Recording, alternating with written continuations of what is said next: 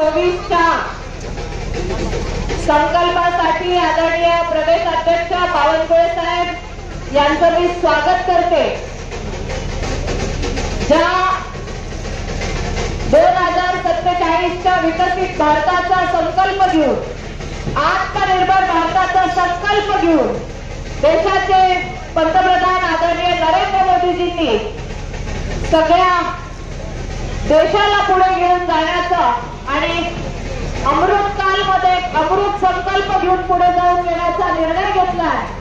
मला असं वाटतं की त्या सगळ्या या महाविजय संकल्पामध्ये दिंडोरी लोकसभा आणि इथले नागरिक खूप जागरूक आहेत। वेळोवेळी त्यांनी समर्थन दिलेलं आहे असं मी आवर्जून इथे नमूद करते। आदरणीय अध्यक्षांना विश्वास देते की निफाडच्या जनतेने कायमान पुढाकार घेतलेला आहे आणि आदरणीय नरेंद्र मोदीजींचा ड्रीम प्रोजेक्ट निफाडचा ड्रायफ्रूट प्रोजेक्ट सुद्धा त्यांच्या माध्यमातून इथे मंजूर झालेला आहे। त्याचं काम पुढे चालू आहे। ती जागा सुद्धा खरेदीचे आदेश दिले, ती जागा खरेदी सुद्धा झालेली आहे।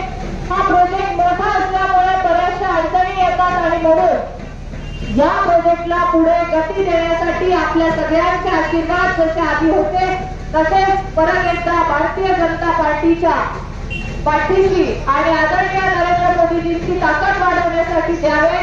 हा संकल्प फक्त आपला निफाडचा नाही, नुसता दिंडोरी लोकसभेचा नाही, नुसता नाशिक जिल्ह्याचा नाही, तर राज्याचा आणि भारताचा महासंकल्प विजय आहे आणि त्यात सगळ्यांनी समर्थन द्यावं आणि नरेंद्र मोदीजींच्या नेतृत्वाखाली परत एकदा या भारताला विकसित भारताचा संकल्प घेऊन पुढे जाण्यासाठी आशीर्वाद द्यावे आणि तुमचा विश्वास साकार करण्यासाठी आम्ही सर्वजण कटिबद्ध आहोत। या जिल्ह्याच्या